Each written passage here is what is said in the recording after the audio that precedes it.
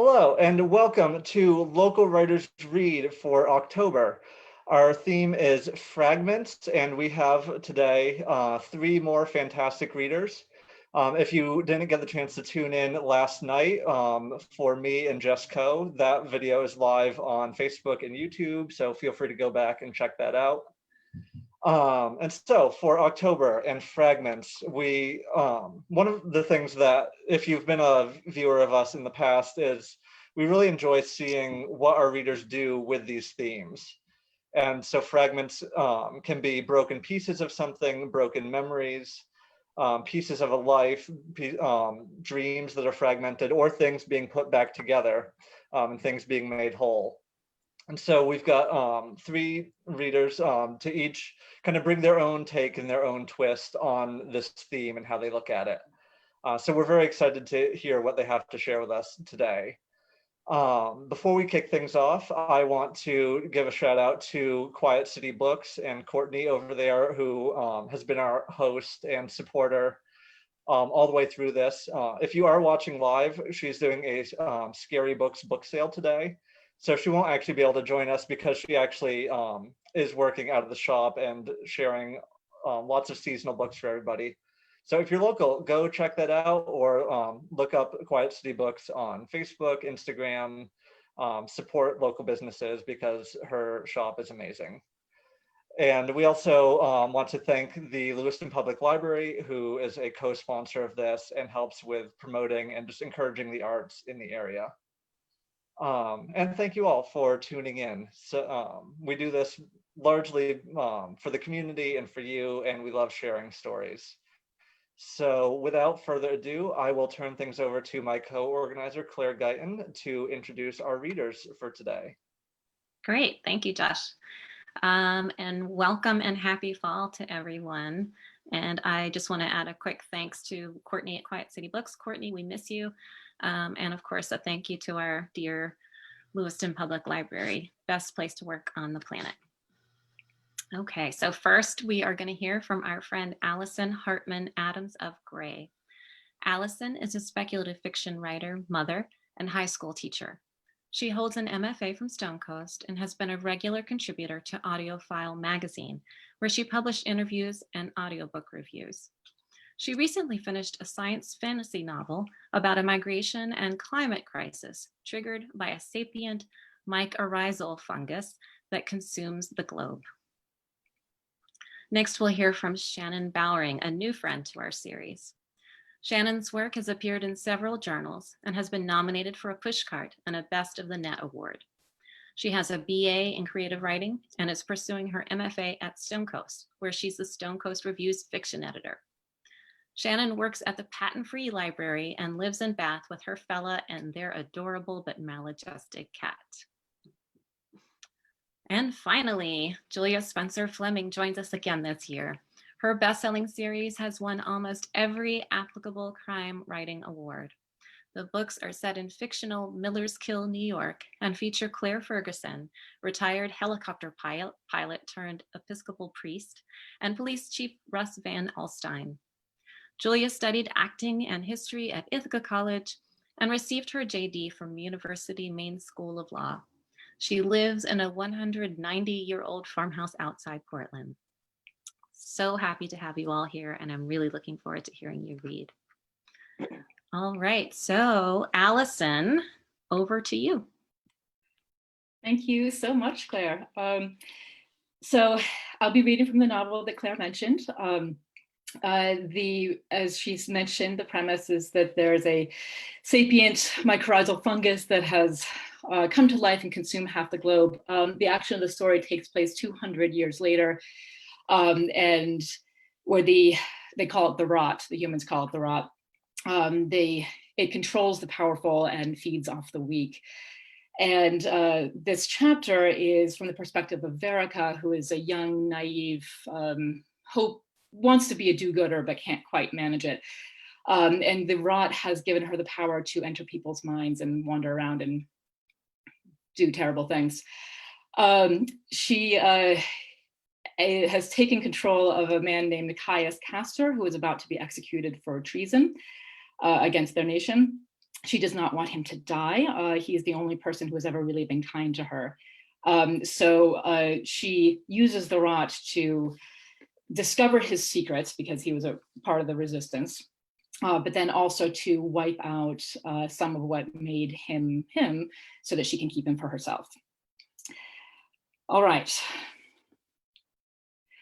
Verica stands in an unfamiliar place.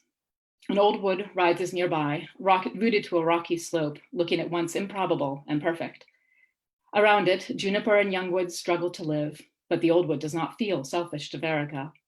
It does not suck the life in the earth for itself. It takes only what it needs, and it stands guard over the landscape, the birds, the asters, covering the fields that dip gently into a blue and blinding sea.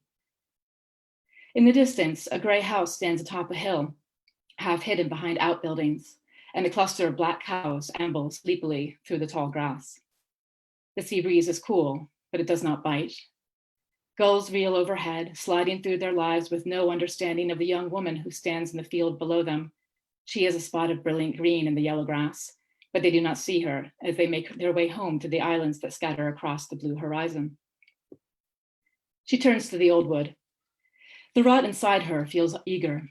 These are the trees it consumed in the early days, before it turned its attention to things with blood in their veins. At its base lies a collection of devotional offerings, a few trinkets, a lit candle, some cured meats. They remind her of the offerings the faithful brought to the storytelling. They are just as useless. This old tradition, one from before the rot, is believed to encourage the old woods to grow again. It never works, not because the old woods couldn't grow, but because the rot chooses which trees live. The trust controls the seeds available to the world, and the rot controls the trust.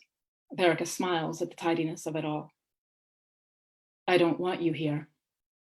She turns to the voice. Caius Castor stands a few paces away, waist deep in the yellow grass. His burns are gone. His black hair shines in the gentle breeze. He's dressed in a clean, loose tunic. The neckline lifts gently against his collarbone. I am dying, he says. I will take it all with me. Verica gazes out at the sea. She wonders what the life he shared with his husband was like. She's about to discover. Caius, she says. She enjoys speaking in this world. Her voice sounds like an underground river. Time tells it. Time works as I tell it to work. He swallows his fear. The lines around his eyes deepen. Then he is gone. Verica wanders through a series of shadows. They are his memories of this place. She watches him as he dismounts on the first day here in Asa, newly arrived from Reventia. He is dressed in yellow, and his hair is in a clean braid down his back. He and Valens are awkward, tentative around each other. Already, she can see their love taking root. Caius smiles at Valens, but she can see his hesitation in his new life. She moves close to him, looks deeper, but does not see what she's looking for. When he arrived, Caius Castor was no traitor. He was falling in love and was grateful for another chance at life, one without an older brother who'd like to hurt him. Verica moves on. The next time she pauses, she watches them argue in the kitchen of the gray house. It is a year after Caius's arrival, and he stinks of regret and fear that this was all a terrible mistake. But Caius is still loyal, both to Valens and his adopted nation. The doubt and betrayal have not taken root yet. Verica knows she should move on and keep looking for the start of his betrayal, for the other souls who helped him, for the anchors in the spy network, everything that will spell the downfall for the trust and the rot. If the rot falls, then the whole world will fall with it. But she waits. Some of this belongs to her now. Should she not indulge herself a moment or two? She watches the memory of their argument play out. The fire of their anger cools, flares again. Then Valens crosses the chasm between them and sets his hand on Caius's chest, his other on Caius's cheek. You are safe here, he says. Caius stares, not believing, and then leans into him, the anger between them dissolved. He lays his forehead on Valens' shoulder, and Valens threads his fingers into Caius's hair.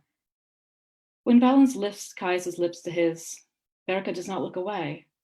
And when the kiss turns to more, she watches, observing Caius's face, how his lips are set, how the sweat springs to his temple as Valens touches him, nips at his throat, tightens fingers in his hair. Verica takes note of these details, then turns to go. How can you still want me? Caius says. Verica stops, turns back. She sees Caius's utter devotion to his husband and his terror that Valens will dissolve with the next rain. Without Valens, Caius will be utterly alone in an unfriendly world. As she watches them, she understands what she needs to do. She does not need Caius to love her, but if he lives through this, she will need his devotion. She will need him to feel terror at the thought of losing her, just as she did with her once father. This house, this island, this husband will all stand in her way. They cannot exist for him. What she is about to do is unspeakably cruel, but she does it for the salvation of her world. Verica holds her breath, lifts her hand, and wipes at the scene as if wiping steam from a window pane. The image smears and dissolves, is gone. Verica walks to the next room. She finds a quiet breakfast between them and wipes it out. Next, she sees the solstice dinner with a woman she thinks must be Valens' sister. Children run from the dining room to the kitchen, laughing. She destroys this one too. As the moments surface, she rubs them out, smearing each one until they are nothing but a dripping mess of color and memory. She finds them in their bed, sometimes asleep, sometimes locked together in desire and gratification. The man she is remaking does not need these images. He does not need to know that he was once happy.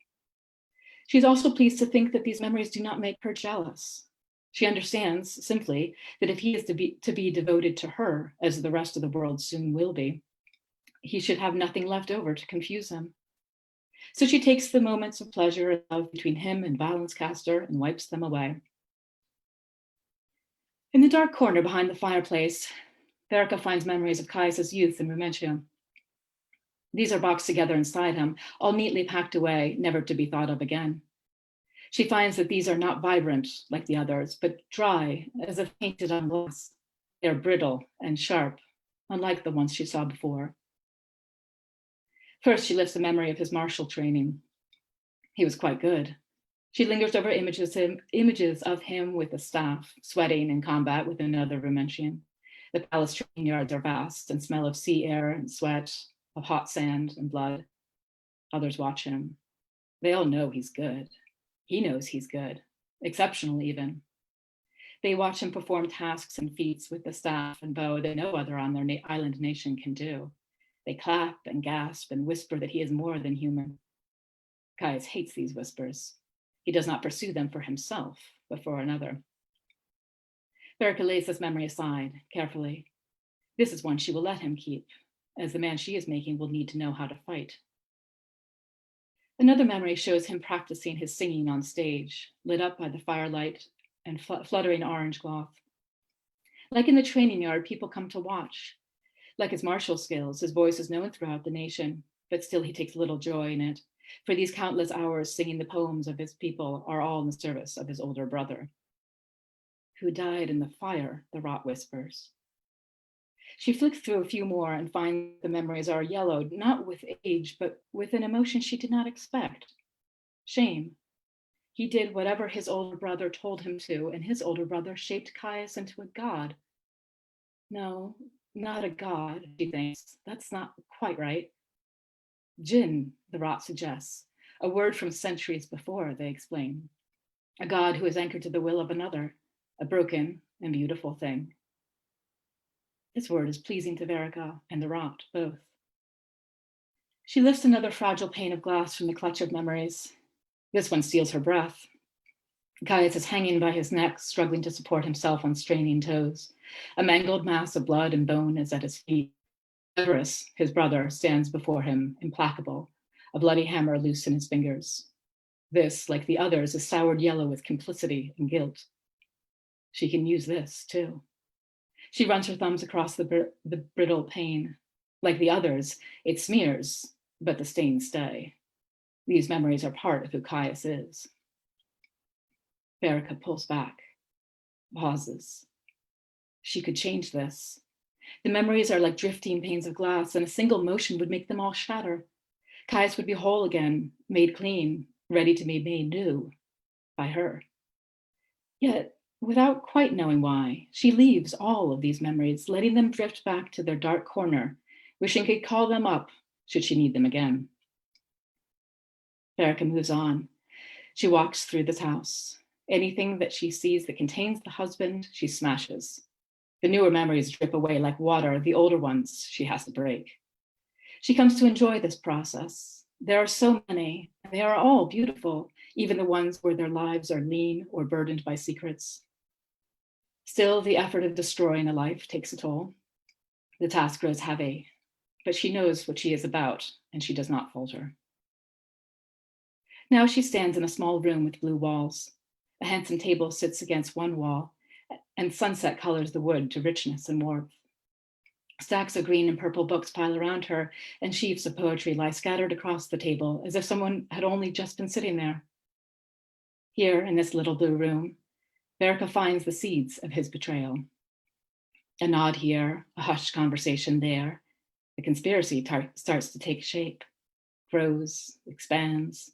People, names, places, Casso, Mara, Cornelius, Sidra, names that she will bring to the trust. 12, 3 dozen, the list is long. Caius was not just the link in the network, he was its heart.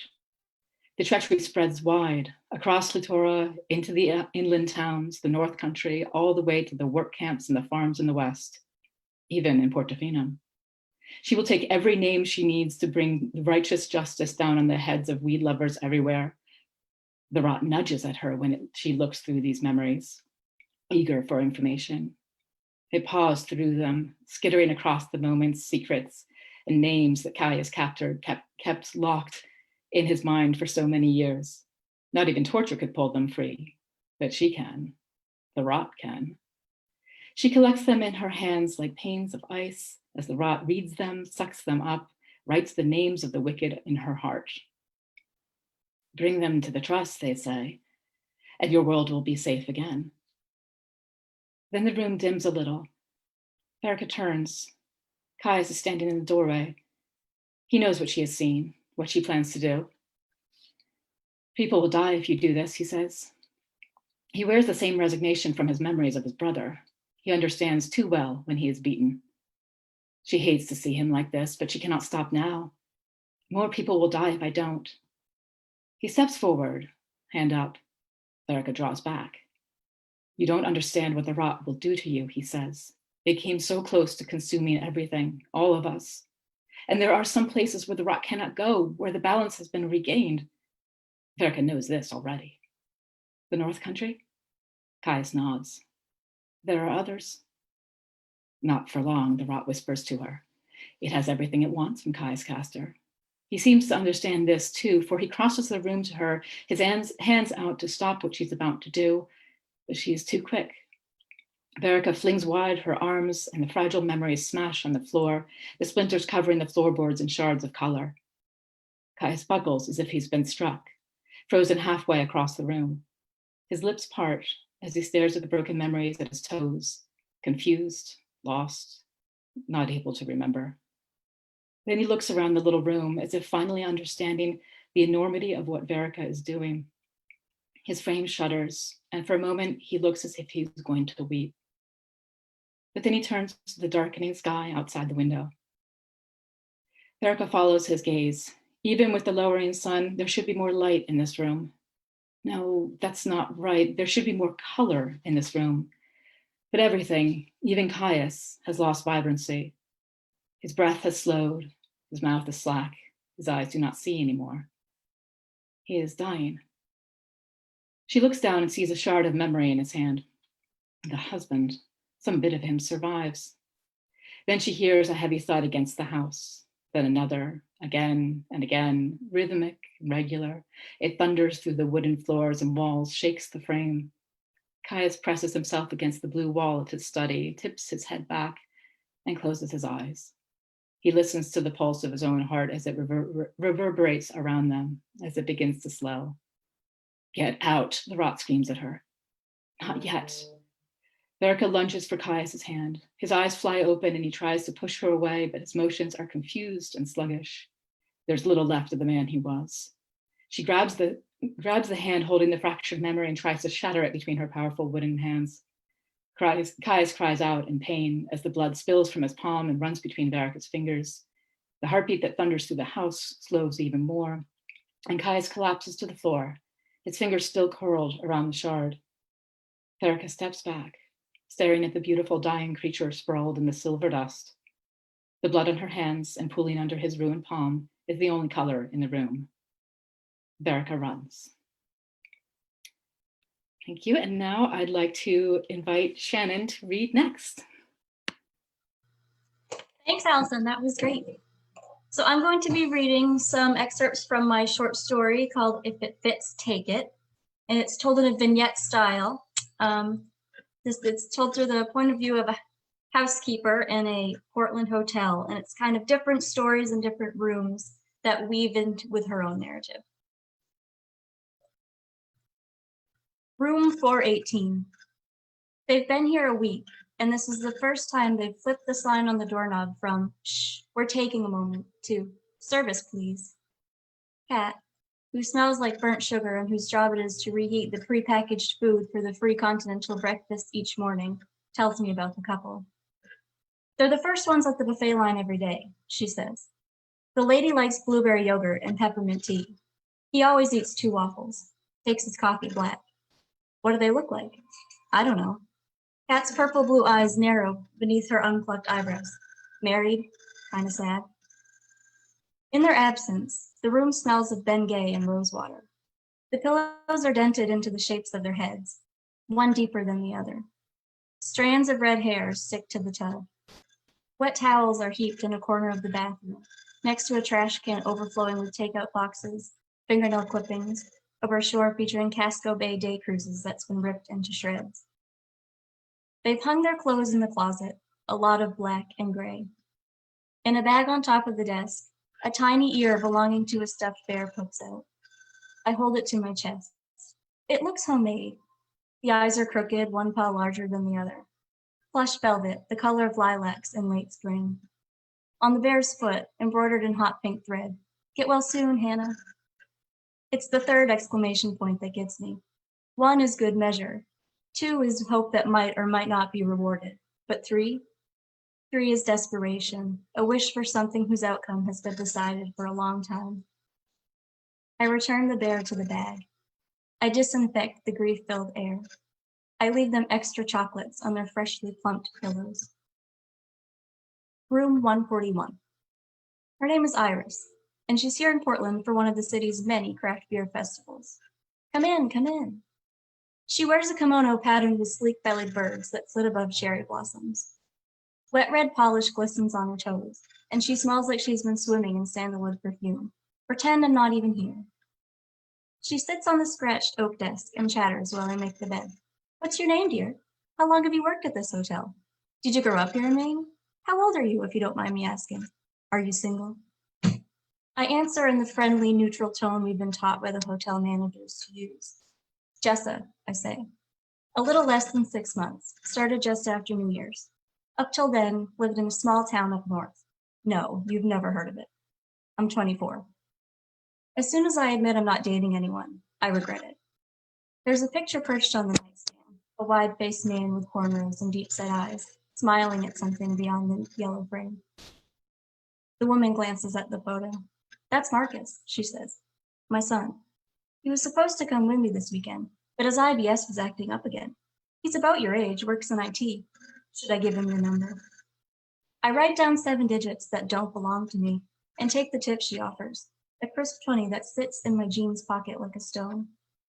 Later, Kat and I walk to the gas station down the street and use the cash to buy iced coffees and chicken salad sandwiches, which we eat in the grease-scented alley behind the hotel. Kat picks off all her wilted lettuce. "I'll take that," I say. Room 515. I haven't been in here since Kat and I snuck in one night back in February, the off-season before tourists came pouring in like unwanted rain. Kat brought cold fruit from the kitchen. 2 big plastic containers heaped with strawberries, grapes, shriveled clementine wedges that felt like leather when Kat pushed them with her tongue past my wine-stained lips. "It'll be sweeter this way," Kat said, and she was right. The rooms belong for 3 weeks to a guy here in town to strike up some kind of business deal that will make him even richer. He drives a BMW with New Jersey plates. He leaves his room early each morning on his way downstairs to the fitness center.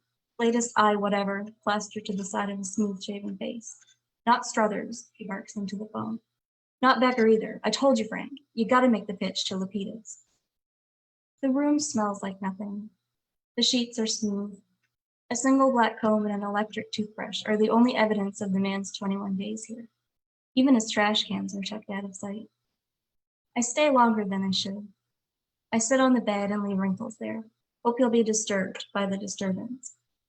I stare out the smudgeless window at the great blue sea and try not to think about how Kat gets so weird when I mention that night to her. When I ask if she thinks we might ever do it again. We had so much to drink, she says, except I was sober the whole time, and she spilled most of the wine in the jetted tub. Room 323, an explosion of objects, of things. Underneath the window, where the curtains are pulled shut, a playpen pattern with grinning cartoon turtles. Baby bottles, some with yellowish milk that stain the sides. Onesies, diapers, many used. A soft pink blanket I rub against my cheek. On the unmade bed, the mother's dirty clothes, a half-empty box of maxi pads, a Chinese takeout menu, crab rangoon and vegetable lo mein circled several times with blue ink. On the desk, propped against the lamp, a funeral card for a man named Robert S. Lane, 8/28/28 to 6/26/19. May he rest in peace. He had a narrow face, liver-spotted scalp, thick glasses. The memorial was held yesterday, in a church sandwich between the Fire Museum and the Portland in-town Contra Dance Studio. The room reeks of baby shit. Later, I lie and tell Kat I feel guilty for lifting one of the mother's socks from the room. I have the same pair, I say, only I lost one of them at the laundromat. Kat offers me a lemon poppy seed muffin left over from this morning's breakfast service. Her cool fingertips against mine, an electric shock. She probably won't even miss it. The sock is a lump in my back pocket. Not with all the other crap in that room. And it's a perfect fit. Isn't that, like, fate? Sure, says Kat, if it fits. Room 16. Jessa. The woman in charge of the laundry room always addresses people twice, a tick I once found irritating, but now I like. Her name is Amina. She wears a turquoise headscarf, dark freckles on her cheeks. Jessa, here I have your clothes. She hands me the stack of pants and shirts, still warm from the industrial dryer, where they've wrestled in rough passion with guest sheets and towels. Troy would flip his shit if he knew what we were up to. But I keep losing clothes at the laundromat, and Amina's happy for the extra cash. Thanks. I hand her the tin. Jessa. She grins as she pockets the money. You speak like a fox. Amina's only been in the country a few years. Her English is clipped with a sing-song accent that reminds me of the birds that fluttered at the feeder outside Kat's kitchen window, in a squat yellow apartment building I've only been to once. Are you married? I ask Amina. She snaps a clean towel. No. Close one time, but he have bad temper. Did you love him? I would not almost marry a man I did not love. I'm not sure what kind of birds were at Kat's feeder. They were small and brown like the bark of a maple tree. I want to go back, sit with her at the table beneath the sunny window, and wait for the birds to show themselves to us. But after that one time, Kat never invited me to her place again. I was only ever there to feed her guinea pig while she's in Florida visiting her father. At Amina's feet is a quarter. I pick it up, press it against my cheek. Cold metal is a relief from the muggy, bleach-scented room. Jessa, tails down, bad luck. Room 515. A businessman from Jersey returns one afternoon as I vacuum the carpet in his room. I've never stood this close to him before. He's over 6 feet tall, thin but solid. His black hair is slicked back with gel, and his suit clings to his muscled body like a cloud heavy with unspent rain. His 2 fat lips look coated in oil. Keep on keeping on, he tells me, and slides into the armchair beside the fireplace. Doesn't even bother to pretend he isn't staring at my ass. The room is suddenly small. My armpits start to sweat, and I can smell myself, a nasty combination of cat piss and onions. You got a boyfriend? I vacuum under the bed. You like to party? I vacuum beside the bureau. You don't say much. They like that in a girl. I vacuum beneath his feet. His eye, my savior, rings, and he pulls his gaze from my breasts, which jiggle as I push the heavy machine up and down the carpet. He presses the phone against his ear. Frank, he says, tell me you nailed down Lapidus. Tell me you sealed the deal. Later, I stand beside the giant refrigerator in the kitchen as Kat rubs my back. I press my tears down my throat. He could have done anything, I say. I could kill the motherfucker, says Kat. I could collapse in her arms, bury my face in her neck, tracing my tongue along her skin. Kat sees the way I bow my spine against the palm of her hand. She hesitates, says nothing. I say nothing back. Soon she resumes the slow, smooth caress. Room 401. The kids bounce on the bed, the girl's braided pigtails lingering in the air before slapping down onto her shoulders, over and over and over again. The boy's pink nightgown floats around his skitty legs. Guys, I've told you, don't jump on the bed. Brian, would you please step in and at least pretend to parent? Lily, Oliver, listen to your mother. Don't overexert yourself, Brian. God forbid you put any effort into this trip at all. Fun family vacation, my ass. For Christ's sake, Michelle, why don't you calm down? Maybe we could have fun if you just relax a little. I clean the bathroom. The back of the toilet is streaked yellow-green. I pause to pull in a fresh breath and watch in the mirror as the kids continue their bouncing game. They laugh, touch hands, fall apart, touch hands. Lily. The dad's voice, a hollow drum. He lies on the bed and watches one of the many sports networks as the mom sits at the desk and types with furious speed across the keyboard of a shiny silver laptop. Oliver, stop that damn jumping, now. Dad, remember? About my name? A pause, as the dad says nothing and the mom stops typing. 1, 2 seconds, 3. Your name. It's Olivia, says the kid in the nightgown. Not Oliver. It's really not that hard, Daddy, the girl with pigtails says. The mom types like thunder. The dad's silence, a hollow dream. Room 515. Jersey Man is finally gone. He stayed here 6 weeks, and all he leaves is a $10 tip next to a business card on the nightstand. Pat Stubbins. How stupid to think I was afraid of a guy with a name like that. For the blonde maid with big titties, he scrawled on the card. Call me when you decide you want a party. I bring it to the kitchen to show Kat. She holds the card to one of the stove's gas burners, and we watch it burn down fast to nothing. I talked to front desk Franny, I say. No one's checking into the room until the day after tomorrow. Kat scratches her eyebrow. Oh, it's a real nice room. She slices red peppers, scrapes them into a pile on the wooden cutting board. I could sneak us in. Jessa, her voice sounds tired and heavy. I'm getting married in September. This was also true back in February when we went to the room together the first time. As we spooned under the cloudy blankets, she talked about her fiancé, a guy named Jake who sells real estate to people from away who snatch up any $1 million piece of Maine they can get their hands on. Once they're married, he's going to buy Kat one of the pretty brick mansions on the Eastern Prom, or so he says, and knock her up with lots of babies. She tells me twins runs in his family.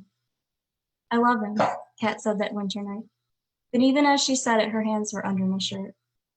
He has no idea I've been with other girls. If he knew, he'd leave me. One of the pepper slices falls to the kitchen floor. I snatch it up, pop it in my mouth. I'm just saying, I tell Kat, I can get the key. Thank you for listening. Now I'll hand it over to Julia.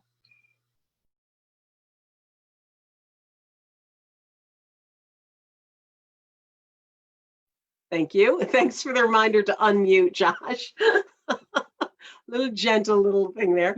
I am going to be reading an excerpt from my work in progress, which I am having problems getting up. So give me a chance here. All right, there we go. And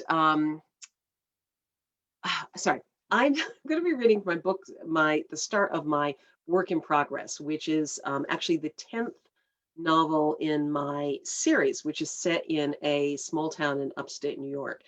And I was thinking about the idea of fragments. And interestingly, one of the one of the themes that I'm working on in this book is what happens in small, tightly knit communities when society starts to fragment. In this case, it fragments because of, well, you'll see in the excerpt here. But you don't really need to know much because it's at the very start of the book. So let me get started on this. I'll pull it up. The trouble started, as it so often does, behind the manure spreader. The Greenwich annual lighted tractor parade was in full swing, and this particular spreader, scrubbed until not a molecule of offending odor could cling to its metal, was brilliant with twining interlaced lights. The publicity for the parade had promised 1 million, and the owners of the heavy-duty machine were doing their part. The tractor pulling the trailer was equally festooned, and in addition to sporting a banner lit by a spotlight that proclaimed, "Spreading Christmas Cheer." "Who needs the Macy's Thanksgiving Parade?" P.J. Adams asked. The animal control officer for the nearby town of Millerskill, P.J. held a yearly open house for the Greenwich event. Her 200-year-old Georgian home was stuffed with friends, families, and fellow municipal employees, some inside keeping company around the groaning buffet board, some warming themselves by a roaring fire pit in the yard, and some, like the Reverend Claire Ferguson and her husband, clustered together on a low side porch lit with hanging paper lanterns. Russ Van Alstyne huffed a laugh into his mug of hot cider. At his feet, Oscar, their lab mix, made the same sound. At the Adams house, everyone was welcome. Kids, cats, dogs, and, Claire thought gratefully, unemployed ex-police chiefs. She shifted their 7-month-old to her other hip, tugging his hat into place. Ethan's eyes remained fixed on the whirling illumination of the parade passing by. Between the parties, the lights, and the Christmas carols booming from the floats, Claire figured he'd either be so overstimulated he wouldn't sleep for a week, or he'd conk out the minute they loaded his car seat into the truck. "Janie! Janie!" The woman standing on Russ's other side leaned over the railing and called to her daughter, standing with a group of tweens by the fire. "They're handing out candy. Go get some." The group behind the manure spreader was indeed tossing candy into the crowds along the sidewalk, boosting excitement for their otherwise less than impressive float, a single tractor sporting chicken wire frames winging out on either side. There were plenty of lights, though, wrapped around the chassis and hanging from the frame, though from her angle, Claire couldn't see the design. "What organization is it?" she asked. There were kids involved, walking along the edge of the street, handing out sheets of paper. The candy tossers, she could see now, were all women. Daycare?" Janie returned, stepping carelessly on the frozen soil of PJ's border garden, and handed one of the papers up to her mother. "Look at this. It's weird." "Oh my God." The woman held it at arm's length for the rest of them to read. In the dim glow from the lanterns, Claire could make out, "White families unite. Blood and soil are our heritage. Diversity is a code word for white genocide." "What the hell?" PJ said. "Who gives something like that to kids?" Russ glanced toward the parade. "Uh-oh." Claire followed his gaze. The second man on the tractor had unfurled a banner reading, "Keep America's Christmas White." An inarticulate yell startled her. From the lawn, a rangy, raw-boned man strode away from the fire, headed for the offensive float. Claire vaguely recognized him. "Isn't that one of the aldermen?" She didn't know all of the Millerskill town board by sight, but Ron Tucker was the best-known car mechanic in town. "Sure is." Russ tested the wooden railing against his weight, then vaulted over.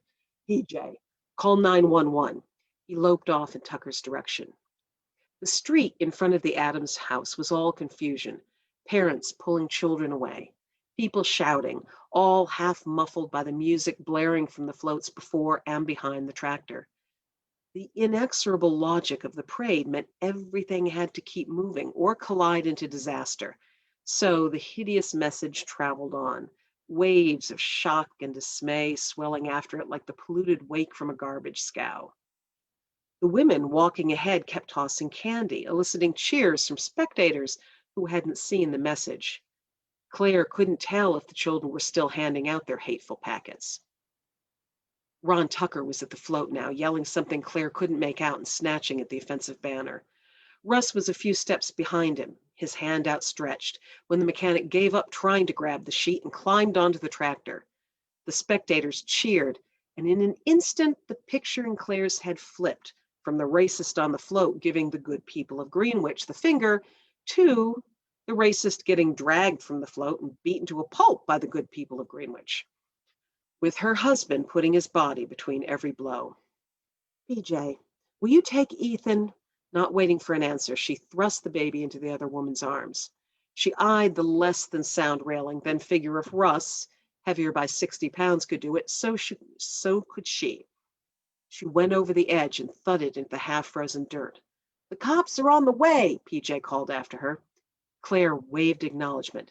Terry, Bill, two men she had met earlier in the evening, now standing dumbstruck in front of the fire pit.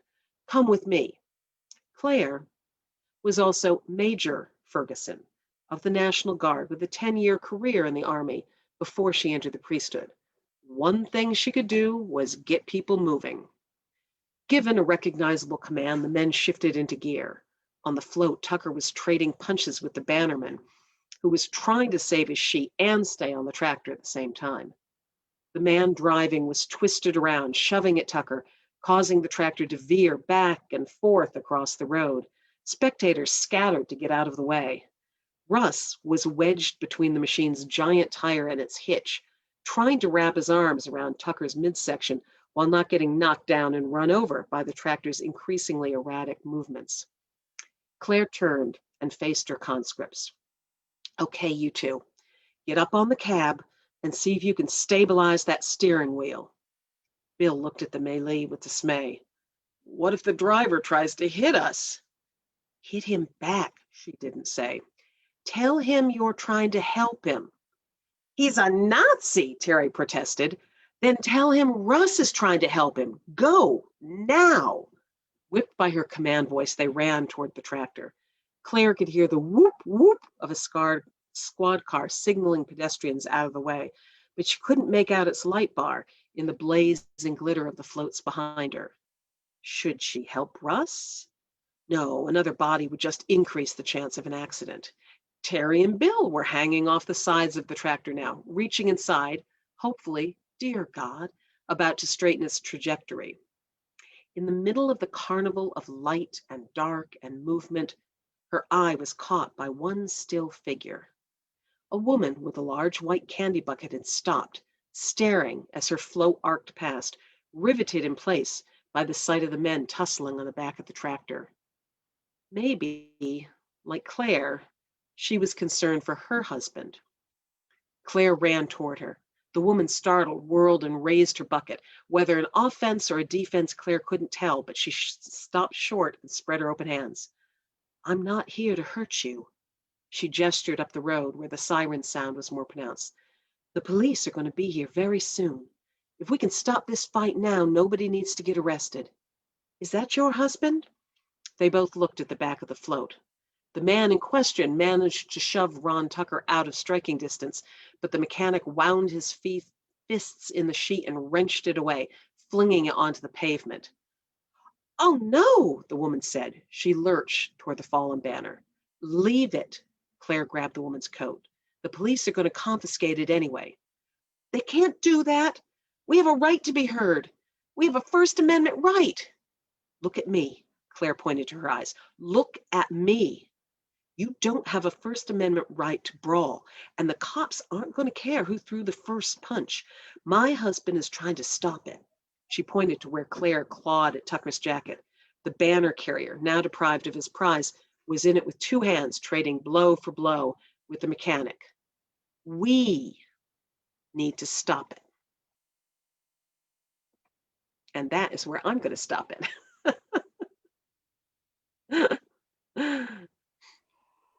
Thank you, all three of you. Those were excellent. And I mean, I say this a lot, but it's always so much fun to hear what people bring to these. And I know Claire and I both are so appreciative to everyone who just takes the time to share works in progress, stories that have been around for a while, but just to come together and share these with us and the audience who's tuned in.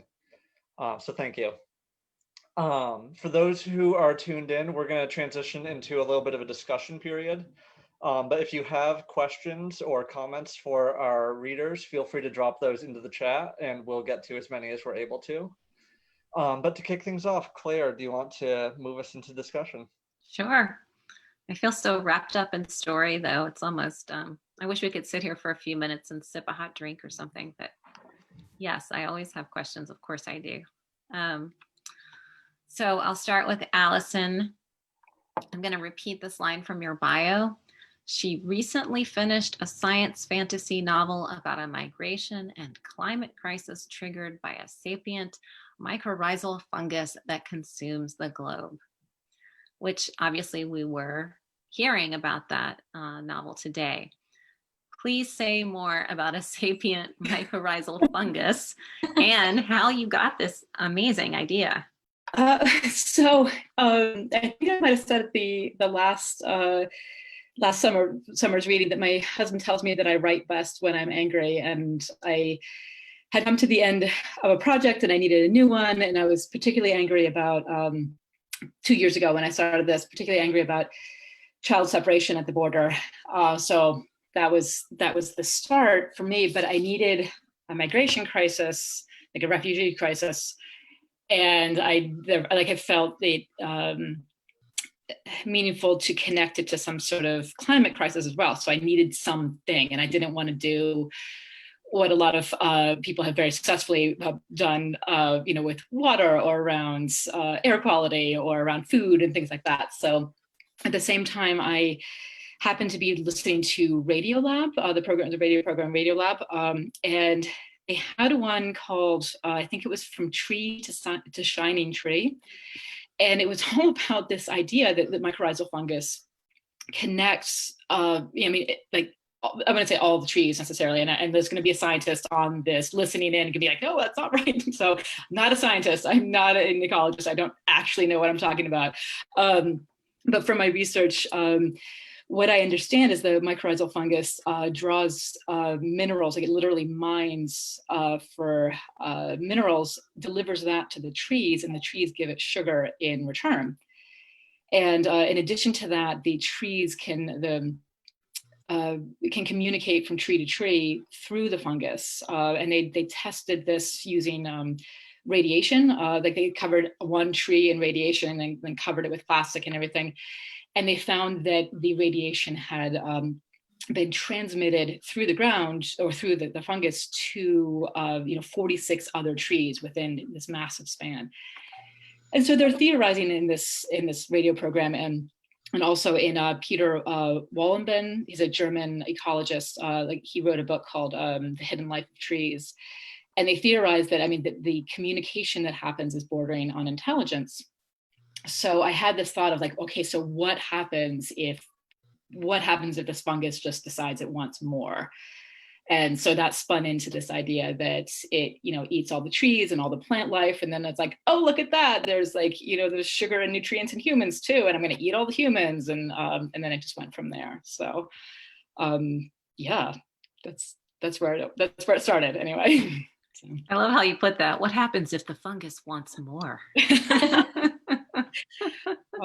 Well, it's there. It's real stuff, and it's crazy. Apparently, it's like 1/10 of the width of an eyelash, and if you like a pinch of dirt has something like 7 miles of this mycorrhizal fungus in it. It's microscopic. It's really cool. Wow.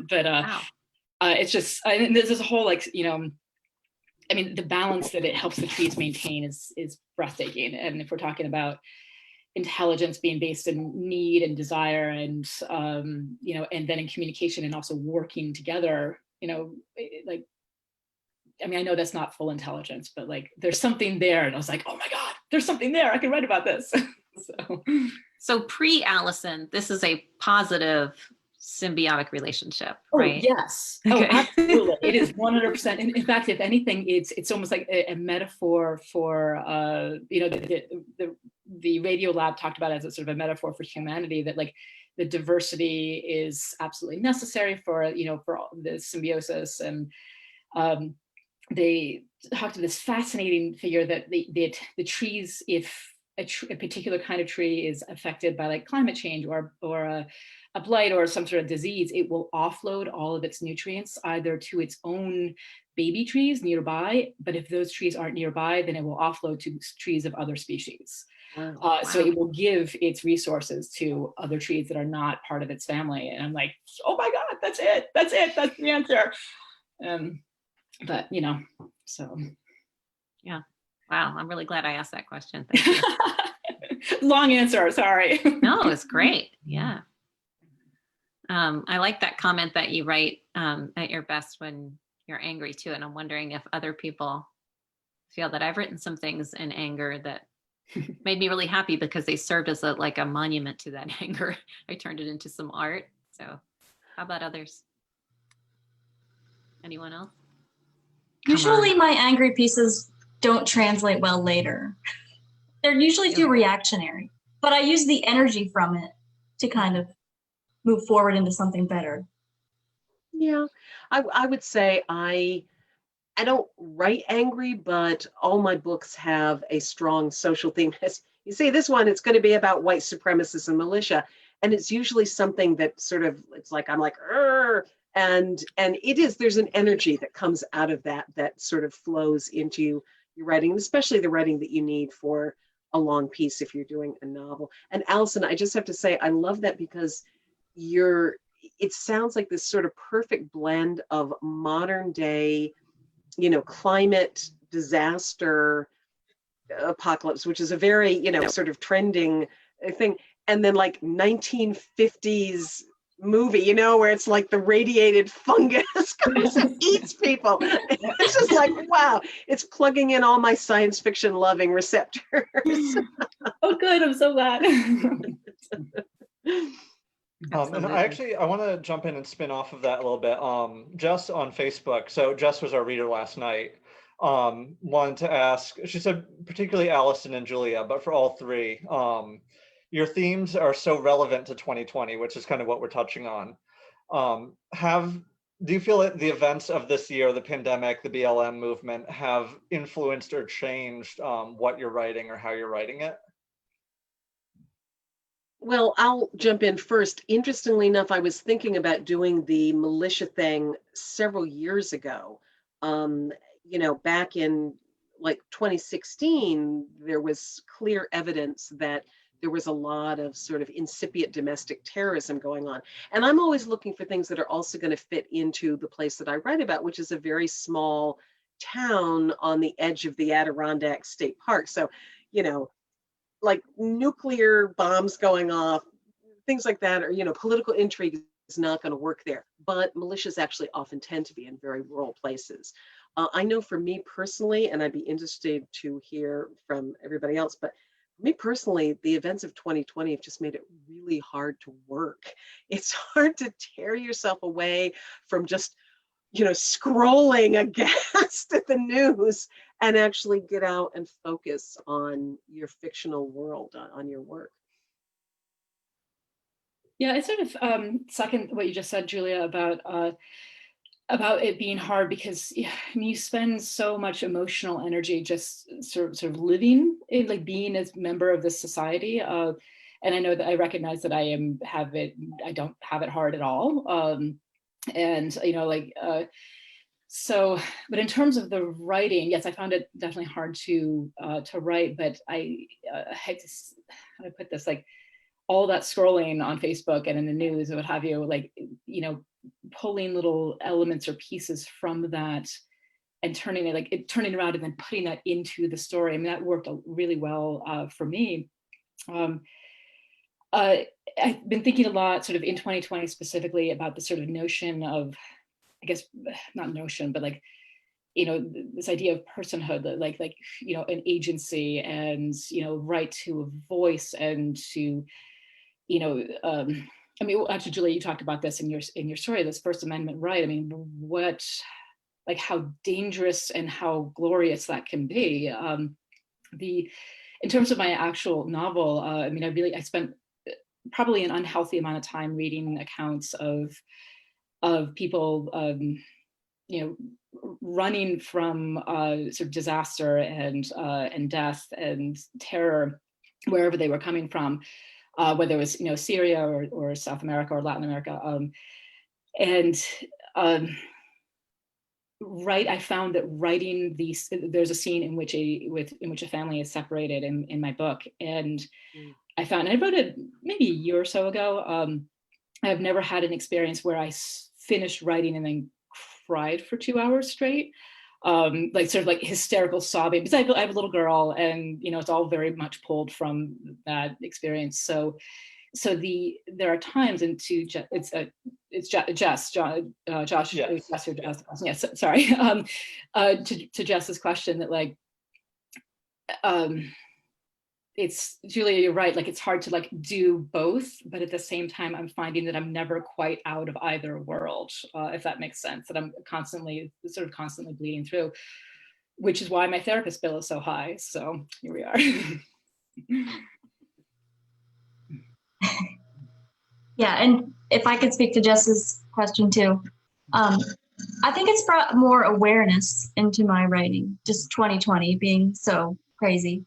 And this story was one of my first attempts to really put myself inside a narrative that I'm pretty unfamiliar with. Her experience is in no way like mine, other than the fact that she comes from a small town, up like way in the middle of nowhere. But I wanted to feature other other characters that maybe don't always get the spotlight. So we have the woman in the laundry room, we have the, you know, the kids, the transgender kids in the hotel room. So it's brought more awareness into it. But I do often feel, should I be telling this story, because it's not my experience? And so there's been a lot of that inner conflict this year. And I think that we have a responsibility to consider that and to kind of experience other voices, but we also have to step aside and let those voices have their time. You know what I mean? So it's been an interesting year for writing. Yeah, Shannon, I sorry to jump back in, but you're absolutely right. I mean, that struggle of being like a white girl from Maine, like Yeah. that's my story too. I'm like, how do I tell somebody else's story respectfully? Right. And you know, how do I amplify other writers' voices who are telling their actual stories, like, you know, from their own experience.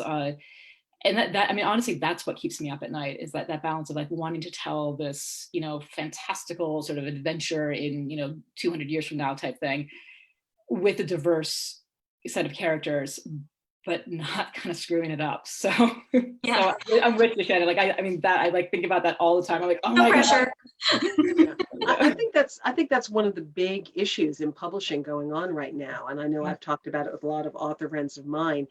It's sort of, where do you, because you want the worlds that you create to be diverse. You want them to represent the kind of, I mean, even here in Maine, which we tend to think of as pretty, you know, a lot of monoculture, there's a tremendous amount of diversity, you know, and you don't want your world and your fiction to look like sliced white bread.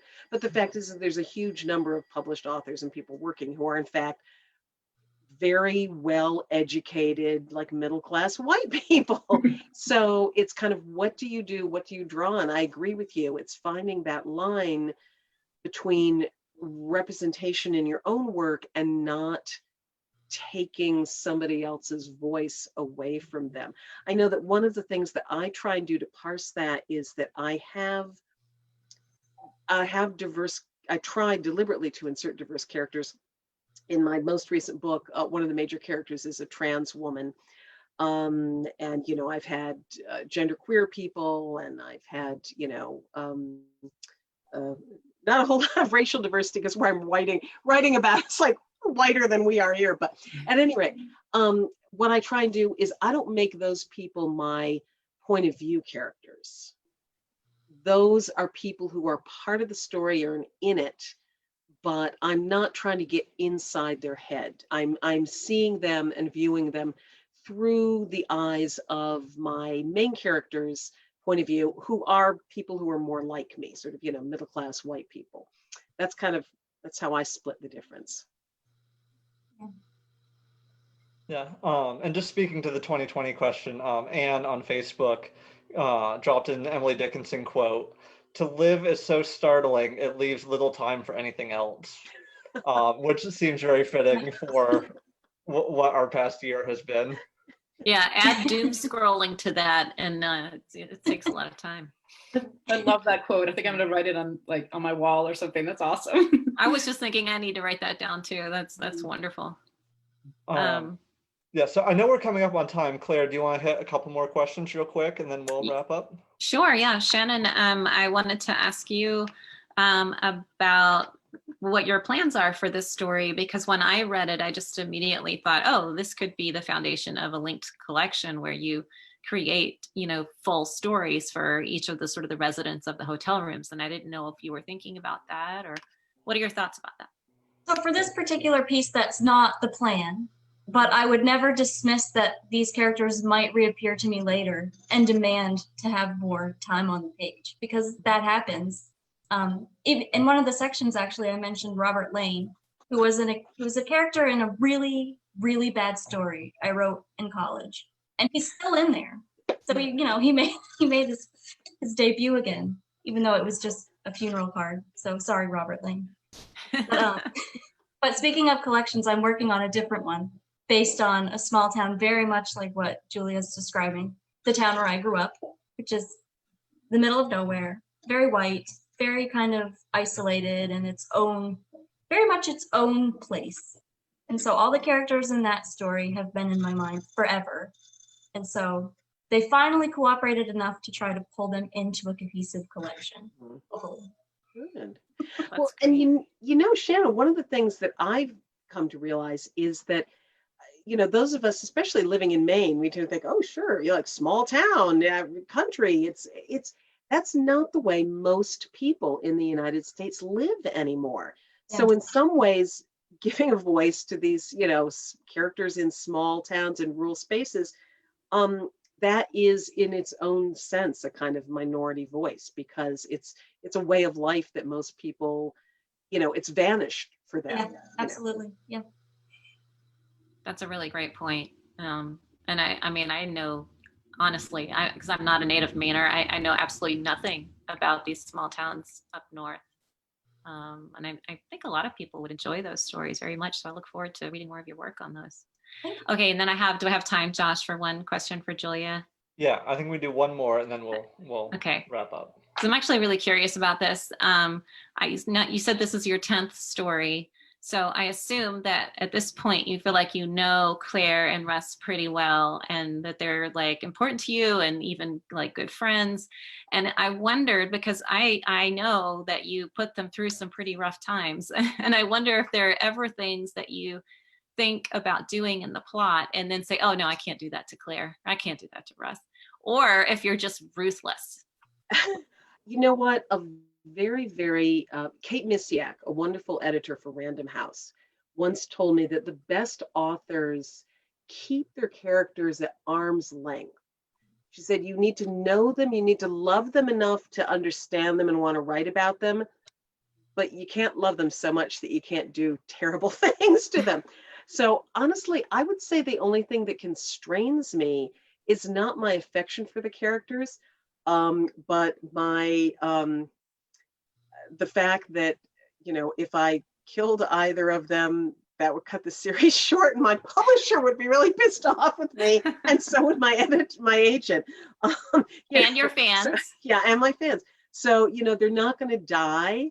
And probably like some of the major sub characters are not going to die, but there have been characters that I started out with that is part of the kind of ensemble that have left the town for one reason or another, and people that have died, and I've done books where I've killed off very, very nice people, and felt really sorry about it, but sometimes they just got to go.